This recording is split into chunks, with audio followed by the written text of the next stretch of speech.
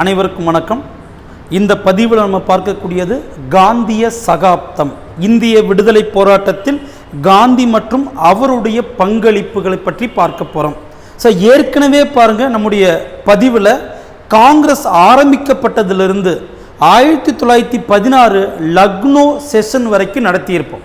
இப்போ அதனுடைய தொடர்ச்சியாக காந்தி மற்றும் அவருடைய ஆரம்பகால போராட்டங்கள், அதற்கடுத்து ஒத்துழையாமை இயக்கம், சட்ட மறுப்பு இயக்கம், வெள்ளையனே வெளியேறு இயக்கம், அதுக்கடுத்து இந்திய விடுதலை சட்டம், வரிசையாக ஒன்றன் பின் ஒன்றாக நம்ம பார்க்கலாம். சரிங்களா? ஸோ ஃபர்ஸ்ட் பாருங்க, காந்தியன் சகாப்தம் 1915 1947 வரை. அப்போ முதல்ல காந்தியினுடைய பர்சனல் ஹிஸ்டரி பார்ப்போம். அதற்கடுத்து காந்தியினுடைய இந்தியாவில் ஆரம்பகால போராட்டங்களை பற்றி நாம் பார்க்கலாம். சரி, ஃபர்ஸ்ட் பாருங்களேன். அக்டோபர் 2 1869 குஜராத் போர்பந்தர் என்கிற இடத்தில் காந்தி பிறந்திருப்பார். உடைய தந்தையின் பெயர் காபா காந்தி. பாருங்களேன், த திவான் ஆஃப் போர்பந்தர், பின்னாட்களில் திவான் ஆஃப் ராஜ்கோட். அப்போ ஒரு திவான் ஃபேமிலியில தான் காந்தி அவர்கள் பிறந்திருக்கிறார். அதுக்கடுத்து தாயின் பெயர் புத்திலி பாய். ஸோ அப்போ பாருங்க, காந்தியினுடைய வளர்ச்சியில் இவருடைய தாய் மிகுந்த முக்கியத்துவம் பெறுகிறார். அதுக்கடுத்து பாருங்க, ஸோ காந்தி ஸ்கூல் டேஸ் எல்லாம் முடித்ததற்கு பிறகு 1988 சட்டம் பயில்வதற்காக இங்கிலாந்து சென்றிருக்கிறார்.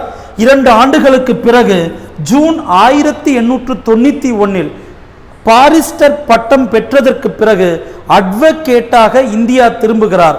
அப்ப 1891 இருந்து 1893 வரை 2 ஆண்டு காலம் பம்பாய் நீதிமன்றத்தில் வழக்கறிஞராக பணியாற்றி இருப்பார். ஸோ இந்த காலகட்டத்தில் பாருங்க, காந்தி மிகுந்த சிரமத்திற்கு உள்ளாகிறார். ஏன்னா இவர் ஆரம்பகால அட்வொகேட் அப்படின்றதுனால இவருக்கு யாருமேவும் பெரும்பாலும் வழக்குகள் கொடுக்கவில்லை. ஸோ அப்போ காந்தியினுடைய நிலைமை படும் மோசமாக மாறிக்கொண்டிருக்கிறது. அப்போ 1891 1893 வரைக்கும் பாருங்க, ஏறக்குறைய காந்தி யாராவது வழக்கு தரமாட்டாங்களா என்று ஏங்கி இருக்கக்கூடிய நிலையில். அப்ப பின்னாட்களில் காந்தியினுடைய உண்ணாவிரத போராட்டம் நடைபெறுவதற்கு காந்தியை தயார்படுத்தியது அப்படின்னு சொன்னா இந்த 2 ஆண்டுகள்.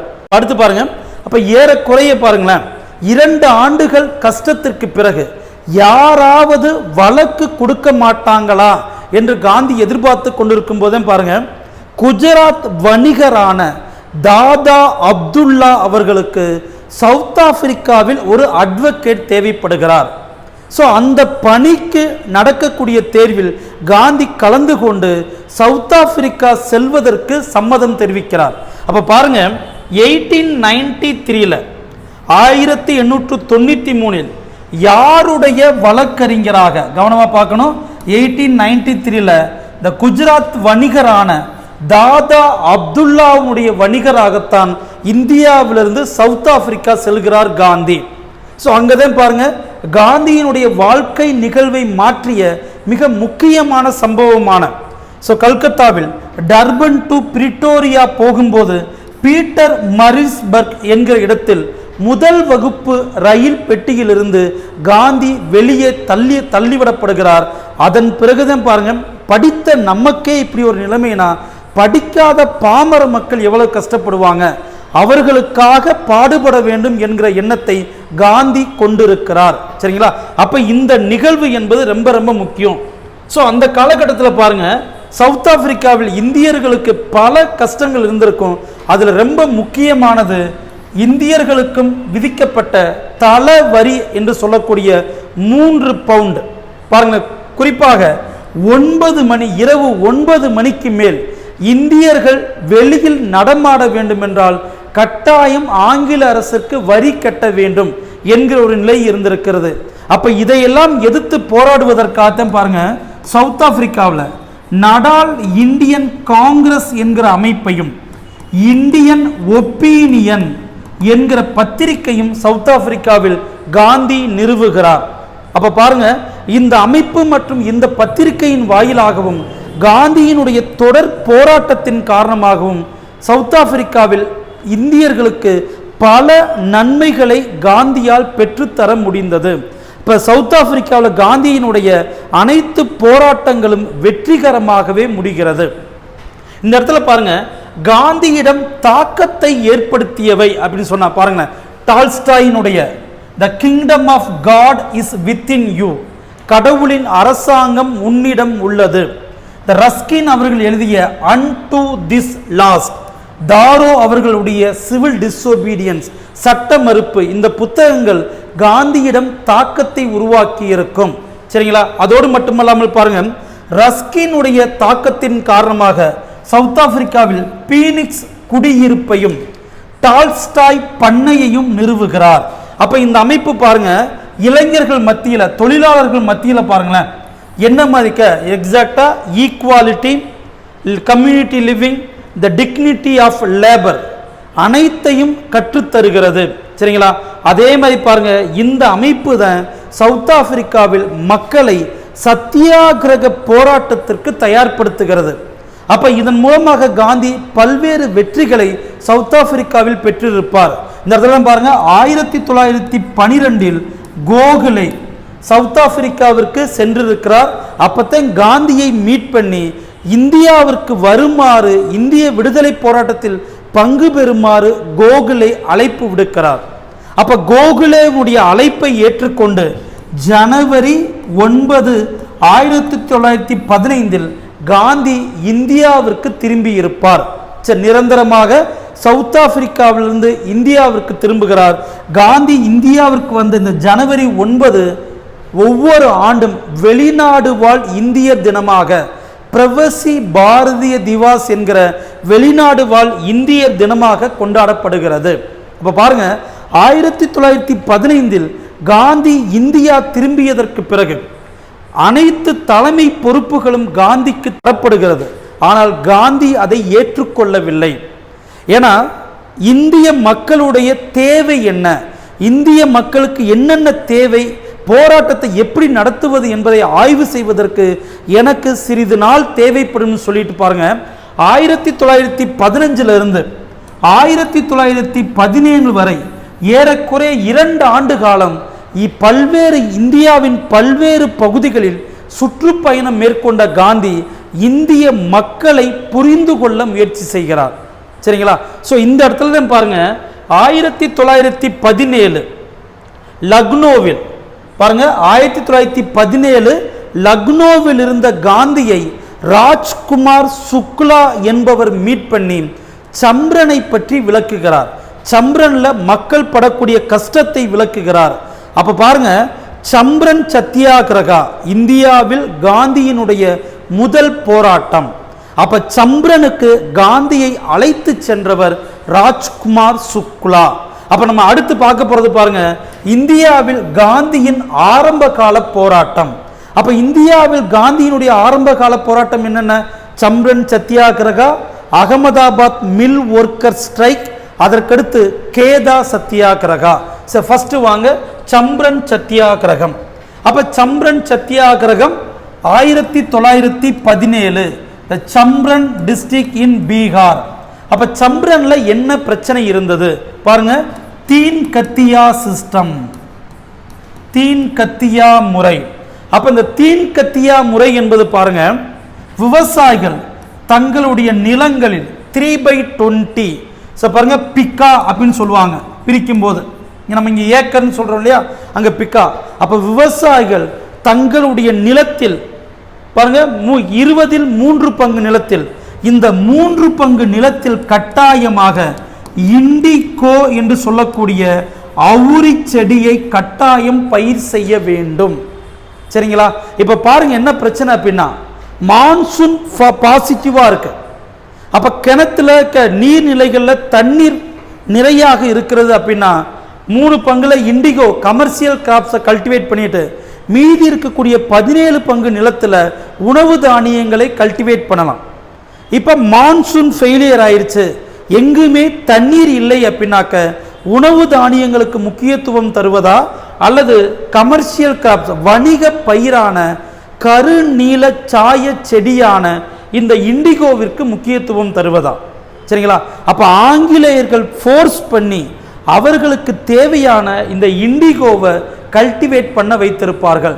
ஸோ அவ்வளவு கஷ்டப்பட்டு கல்டிவேட் பண்ணாலும் அதற்கான மார்க்கெட் யாருக்கிட்ட இருக்கு அப்படின்னு பார்த்தீங்கன்னாக்க ஐரோப்பியர்கள்ட்ட இருக்கு. அப்ப ஏற்கனவே உணவு தானிய உற்பத்தி வேற பற்றாக்குறையாக இருக்கிறது. இண்டிகோவை கல்டிவேட் பண்ணாலும் அதனால் வரக்கூடிய வருமானமும் குறைவாக இருக்கிறது. மக்கள் பசி பட்டினியில செத்துக்கிட்டு இருப்பாங்க.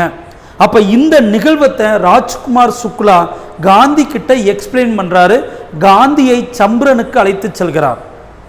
சம்பிரன் போன உடனேவும் மக்கள் படக்கூடிய கஷ்டத்தை பார்த்த காந்தி இம்மிடியட்டா இந்தியாவில் தனது முதல் போராட்டமான சிடிஎம் பாருங்க, சம்பிரன்ல காந்தி துவங்கியது சட்ட மறுப்பு இயக்கம்.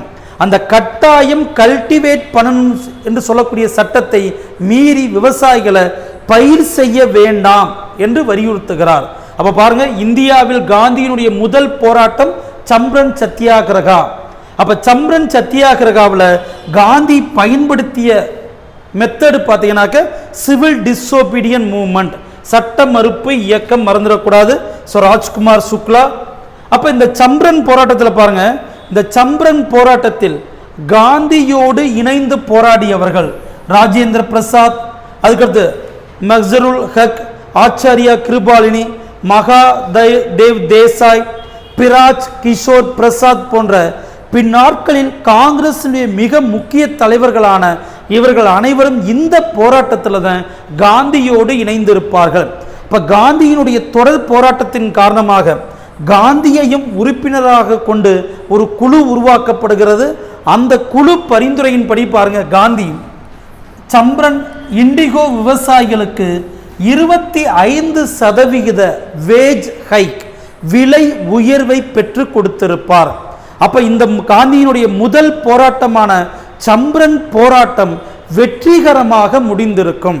அப்ப இந்த போராட்டத்தின் காரணமாக காந்தி விவசாயிகளுக்கு பெற்றுக் கொடுத்தது 25% விலை உயர்வு. முதல் போராட்டம் வெற்றிகரமான போராட்டமாக அமைகிறது.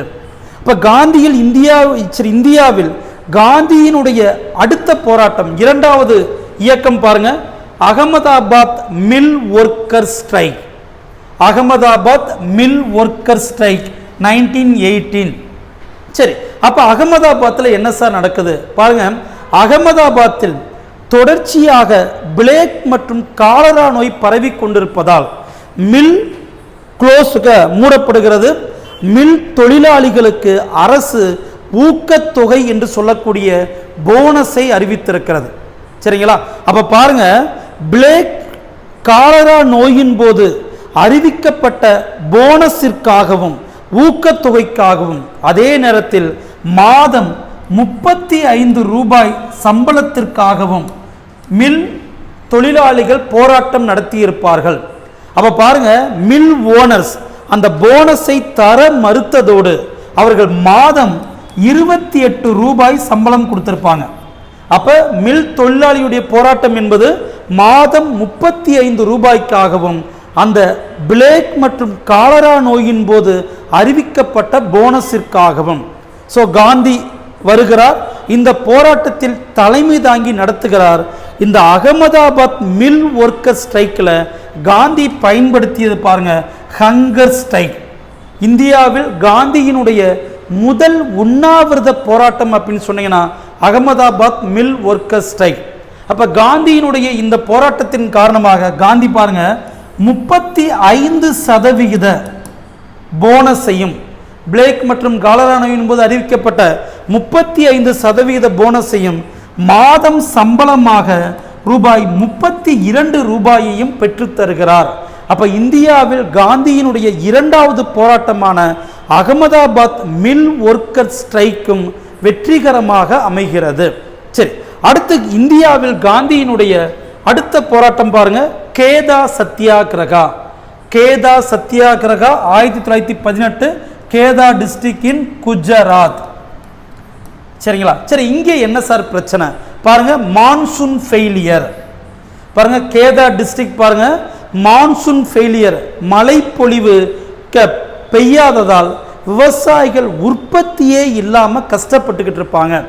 பொதுவாக பாருங்க, த ஃபெமைன் கோட், பஞ்ச நிவாரண திட்டத்தின்படி 25% பயிர்கள் பாதிக்கப்பட்டிருந்தால் அரசு மொத்த உதவித்தொகையும் வழங்க வேண்டும். அப்ப ஆங்கில அரசு உதவித்தொகை வழங்க மறுத்ததோடு வரி வசூலிப்பையும் கட்டாயப்படுத்தி இருக்கும். அப்ப விவசாயியுடைய கோரிக்கை ஆங்கில அரசால் நிராகரிக்கப்படுகிறது. ஸோ ரொம்ப சிம்பிளா காந்தி வருகிறார், தலைமை தாங்கி நடத்தி இருப்பார். அப்ப இந்த கேதா சத்தியாகிரகாவில் காந்தி பயன்படுத்தியது அப்படின்னு பார்த்தீங்கன்னாக்க என்சிஎம், ஒத்துழையாமை இயக்கம். பாருங்க, சம்ரன் சத்தியாகிரகா சட்ட மறுப்பு இயக்கத்தை பயன்படுத்துவார். அகமதாபாத் மில் தொழிலாளர்கள் போராட்டம், உண்ணாவிரதத்தை பயன்படுத்துகிறார். கேதாவில் ஒத்துழையாமை இயக்கத்தை பயன்படுத்தி இருப்பார். அப்ப பாருங்க, இந்த போராட்டத்தில் பாருங்க காந்தியோடு வல்லபாய் படேல், வித்தல்பாய் படேல் போன்றோர்கள் இணைந்திருப்பார்கள். பாருங்க, வல்லபாய் படேல், இந்துலால் யாக்னிக், வித்தல்பாய் படேல் போன்றோர்கள் இப்போராட்டத்தில் காந்தியோடு இணைந்து போராடி இருப்பார்கள். இப்ப காந்தியினுடைய போராட்டத்தின் காரணமாக அரசு விவசாயிகளுடைய கோரிக்கையை ஏற்றுக்கொண்டது. அப்ப இந்தியாவில் காந்தியினுடைய முதல் 3 போராட்டங்களும் வெற்றிகரமான போராட்டமாக அமைந்திருக்கிறது. கவனமா பார்க்கணும். சம்ரனில் காந்தியோடு இணைந்தவர்கள் ராஜேந்திர பிரசாத், பிராஜ் கிஷோர் பிரசாத், சரிங்களா, மிக முக்கியமான நபர்கள்.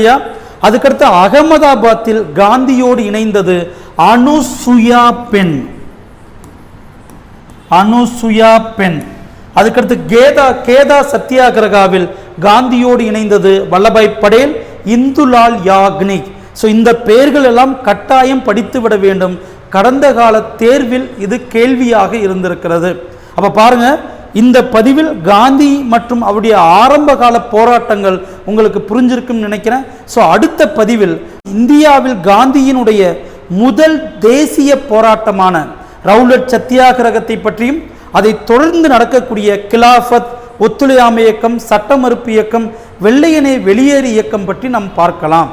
ஏதேனும் உங்களுக்கு சந்தேகம் இருந்தால், ஸோ ஐஎன்எம்ல இந்திய விடுதலை போராட்டத்தில் உங்களுக்கு ஏதேனும் சந்தேகம் இருந்தால் கட்டாயம் இந்த எண்ணை தொடர்பு கொண்டு உங்களுடைய சந்தேகங்கள் கேளுங்க.